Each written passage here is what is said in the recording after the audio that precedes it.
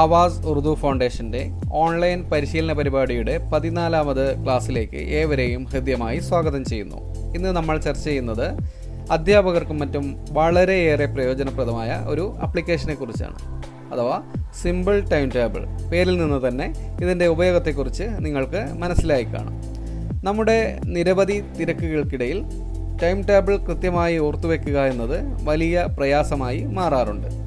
സാധാരണയായി എഴുതിയോ പ്രിൻ്റ് എടുത്തോ മേശയിൽ ഒട്ടിക്കുക, അല്ലെങ്കിൽ പേഴ്സിൽ സൂക്ഷിക്കുക, അതുമല്ലെങ്കിൽ ഫോണിൽ ഫോട്ടോ എടുത്ത് സൂക്ഷിക്കുക തുടങ്ങിയ മാർഗങ്ങളാണ് ടൈം ടേബിൾ ഓർത്തിരിക്കാനായി നാം ചെയ്യുന്നത്. എന്നാൽ ഇതിൻ്റെ പ്രയാസങ്ങളൊന്നുമില്ലാതെ തന്നെ വളരെ ലളിതമായി നമുക്ക് ഈ കാര്യങ്ങൾ കൈകാര്യം ചെയ്യാനാവും. അതിനായി ഈ ആപ്ലിക്കേഷൻ നിങ്ങളെ സഹായിക്കും. എങ്ങനെയാണ് ഇനി simple time table application install ചെയ്ത് ഉപയോഗിക്കുന്നതെന്ന് നമുക്ക് പരിശോധിക്കാം. Simple time table application install ചെയ്യുന്നതിനായി ഇൻ്റർനെറ്റ് കണക്ടിവിറ്റിയോട് കൂടിയ നിങ്ങളുടെ മൊബൈൽ ഫോണിൽ പ്ലേ സ്റ്റോർ ഓപ്പൺ ചെയ്യുക.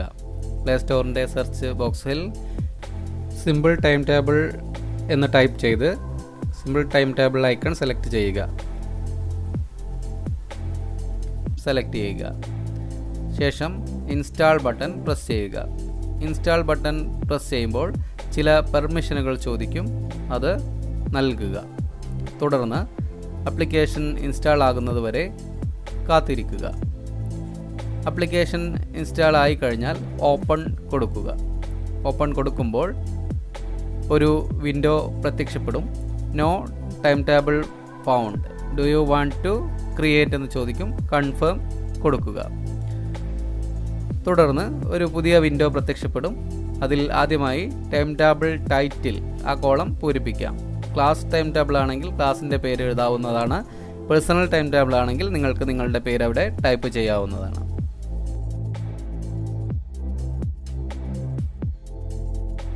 താഴെ വീക്ക് ബ്രാക്കറ്റിൽ കോളം, പീരിയഡ് ബ്രാക്കറ്റിൽ റോസ് എന്ന 2 ഐക്കണുകൾ കാണാം. അതിൻ്റെ നേരെയുള്ള ആരോ മാർക്കുകൾ അമർത്തി ആവശ്യമായ മാറ്റങ്ങൾ വരുത്താവുന്നതാണ്. വീക്ക് എന്ന കോളത്തിൽ ആഴ്ചയിലുള്ള പ്രവൃത്തി ദിവസങ്ങളാണ് സെലക്ട് ചെയ്യേണ്ടത്. സാധാരണഗതിയിൽ തിങ്കൾ, ചൊവ്വ, ബുധൻ, വ്യാഴം, വെള്ളി ദിവസങ്ങളായിരിക്കും അതിൽ ഡിഫോൾട്ടായിട്ടുണ്ടാവുക. അതിൽ നിന്നും നമുക്ക് ആവശ്യമായ മാറ്റം വരുത്താവുന്നതാണ്. വെള്ളിയാഴ്ച പ്രവൃത്തി ദിവസമല്ല എന്നുണ്ടെങ്കിൽ വെള്ളി ഒഴിവാക്കി ശനിയാഴ്ച ചെക്ക് മാർക്ക് കൊടുക്കാവുന്നതാണ്. പാർട്ട് ടൈം അധ്യാപകരാണെങ്കിൽ തിങ്കൾ, ചൊവ്വ, ബുധൻ മാത്രമാണെങ്കിൽ അത് മാത്രം ടിക്ക് ചെയ്ത് ബാക്കിയുള്ളവ ഒഴിവാക്കുന്നതാണ്. ആവശ്യമായവ സെലക്ട് ചെയ്തതിന് ശേഷം വിൻഡോ ക്ലോസ് ചെയ്യുക. ശേഷം പീരിയഡ് എന്നുള്ളതിൻ്റെ നേരെയുള്ള ആരോ മാർക്കിൽ അമർത്തി പീരിയഡുകളുടെ എണ്ണം സെലക്ട് ചെയ്യുക. സാധാരണഗതിയിൽ സ്കൂളുകളിൽ 8 പീരിയഡാണുള്ളത്. നമുക്ക് ആവശ്യമായ പീരിയഡുകൾ സെലക്ട് ചെയ്യാവുന്നതാണ്. ഞാനിവിടെ 8 എന്ന് സെലക്ട് ചെയ്യുന്നു. ആവശ്യമെങ്കിൽ 7 അല്ലെങ്കിൽ അതിലധികം വേണമെങ്കിൽ അതൊക്കെ സെലക്ട് ചെയ്യാൻ സാധിക്കുന്നതാണ്. ശേഷം വലതുവശത്ത് മുകളിൽ കാണുന്ന സേവ് ബട്ടണിൽ പ്രസ് ചെയ്യുക. തുടർന്ന് വലതുവശത്ത് മുകളിലായി 3 ഐക്കണുകൾ കാണാം. അതിൽ ആദ്യത്തെ എഡിറ്റിങ്ങിന് വേണ്ടിയുള്ള ഐക്കണിൽ പ്രസ് ചെയ്യുക. ഇനി ഓരോ ദിവസത്തെയും അതാത് പീരിയഡുകളിൽ പ്രസ് ചെയ്ത് ആവശ്യമായ വിവരങ്ങൾ നൽകി സേവ് ചെയ്യേണ്ടതാണ്. സബ്ജക്റ്റ്, ലൊക്കേഷൻ, ടീച്ചർ, മെമ്മോ, ഇത്രയും ഓപ്ഷനുകളാണുള്ളത്. ഇതിൽ സബ്ജക്റ്റ് എൻ്റർ ചെയ്യുക. ലൊക്കേഷൻ, എവിടെയാണോ നിങ്ങൾ ക്ലാസ് ഉള്ളത്, നിങ്ങൾക്ക് ഏത് ക്ലാസ്സിലാണോ ഉള്ളതെങ്കിൽ അത് എൻ്റർ ചെയ്യുക. ടീച്ചറുടെ പേര് എൻ്റർ ചെയ്യുക. പേഴ്സണൽ ടൈം ടേബിളാണ് ഉണ്ടാക്കുന്നതെങ്കിൽ ടീച്ചറുടെ പേര് നിർബന്ധമില്ല. അതേസമയം ക്ലാസ് ടൈം ടേബിളാണ് ഉണ്ടാക്കുന്നതെങ്കിൽ ക്ലാസിൻ്റെ പേര് നിർബന്ധമില്ല, ടീച്ചറുടെ പേര് ടൈപ്പ് ചെയ്യേണ്ടതാണ്. അതാത് പീരിയഡുകളിൽ പ്രത്യേക കാര്യങ്ങൾ നിങ്ങൾക്ക് ഓർത്ത് വെക്കേണ്ടതുണ്ടെങ്കിൽ അത് മെമ്മോ ആയി ടൈപ്പ് ചെയ്ത് വെക്കാവുന്നതാണ്. ശേഷം സേവ് ചെയ്യുക. ഇത്തരത്തിൽ ആവശ്യമായ മുഴുവൻ പീരിയഡുകളിലും വിവരങ്ങൾ നൽകി സേവ് ചെയ്യേണ്ടതാണ്. ഓരോ പീരിയഡിനും നമുക്ക് ആവശ്യമായ കളറുകളും സെലക്ട് ചെയ്യാനുള്ള ഓപ്ഷനുണ്ട്. വലതുവശത്ത് കളർ എന്ന് കാണുന്ന ഐക്കണിൽ പ്രസ് ചെയ്ത് ആവശ്യമായ കളർ സെലക്ട് ചെയ്യാവുന്നതാണ്. ഇങ്ങനെ മുഴുവൻ പീരിയഡുകളും ഫിൽ ചെയ്യേണ്ടതാണ്.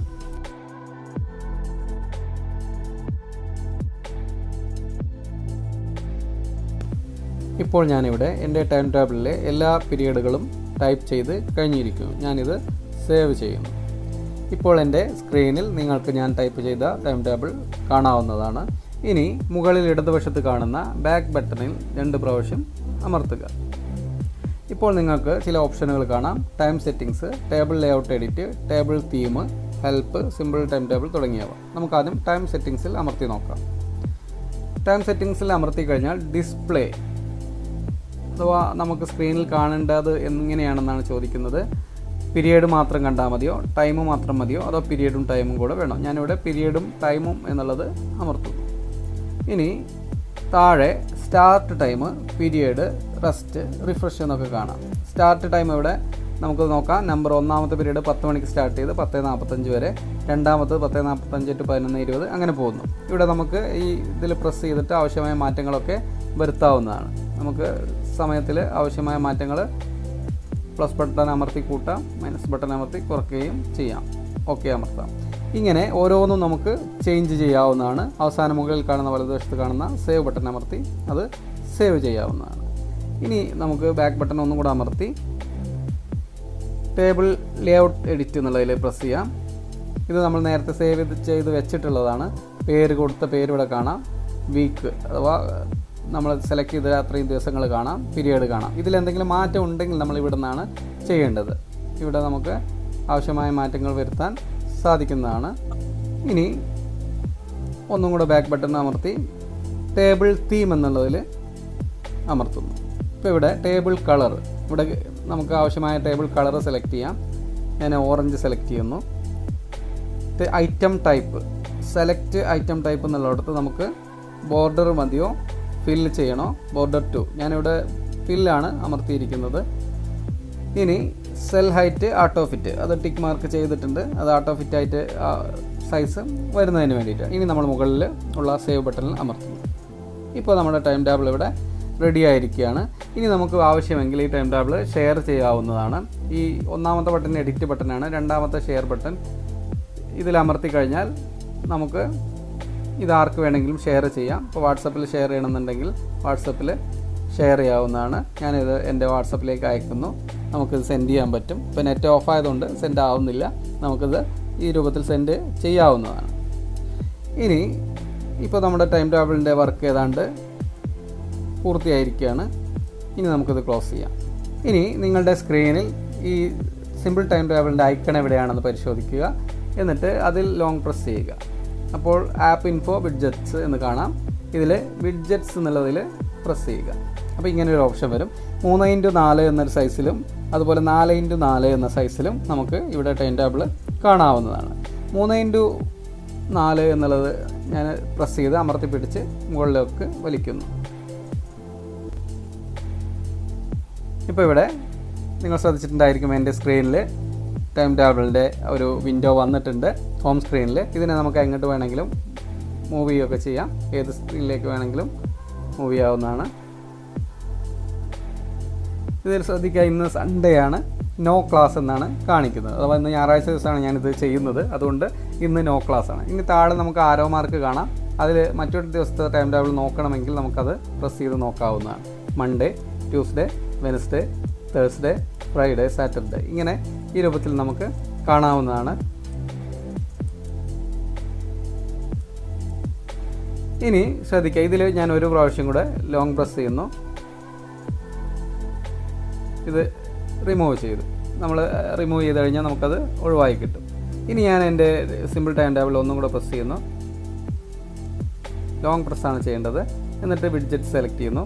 ഇനി 4x4 എന്നുള്ളത് സെലക്ട് ചെയ്ത് ഡ്രാഗ് ചെയ്യുന്നു. ഇപ്പോൾ നിങ്ങൾ ശ്രദ്ധിച്ചിട്ടുണ്ടായിരിക്കും,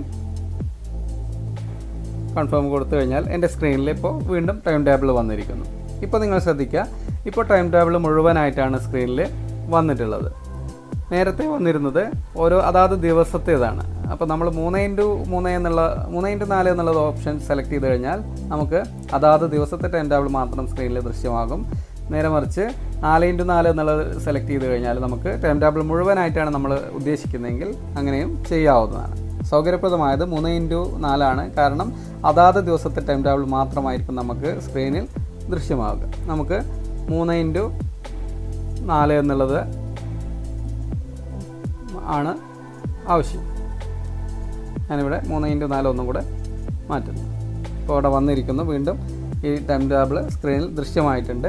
നമുക്ക് ആവശ്യമായ മാറ്റങ്ങൾ ഇതിൽ പ്രസ് ചെയ്താൽ ഇത് വീണ്ടും ഓപ്പണായി വരും. എഡിറ്റ് മോഡിൽ പോയി കഴിഞ്ഞാൽ ഈ ആദ്യത്തെ എഡിറ്റ് ബട്ടൺ അമർത്തി കഴിഞ്ഞാൽ നമുക്കിതിൽ വീണ്ടും എഡിറ്റ് ചെയ്യാവുന്ന അവസ്ഥയിലേക്കാണ് വരിക.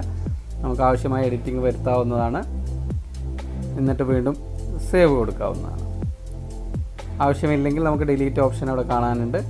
ഡിലീറ്റ് ഓപ്ഷനിൽ പ്രസ് ചെയ്ത് നമ്മൾ ഏതിലൊക്കെയാണ് അമർത്തുന്നതെങ്കിൽ അത് ഡിലീറ്റായി പോകുന്നതായിരിക്കും. കേട്ടോ, ഇതുപോലെ നമുക്ക് ആവശ്യമില്ലാത്തത് ഡിലീറ്റ് ചെയ്ത് കളയാവുന്നതാണ്. അപ്പോൾ ഇന്ന് നമ്മൾ ചർച്ച ചെയ്തത് അധ്യാപകർക്കും മറ്റും വളരെയേറെ പ്രയോജനപ്രദമായ ഒരു മൊബൈൽ ആപ്ലിക്കേഷനെ കുറിച്ചാണ്. എല്ലാ അധ്യാപക സുഹൃത്തുക്കളും ഈ ആപ്ലിക്കേഷൻ ഉപയോഗിച്ച് നോക്കി നിങ്ങളുടെ അഭിപ്രായങ്ങൾ രേഖപ്പെടുത്തണമെന്ന് അഭ്യർത്ഥിക്കുന്നു. നന്ദി.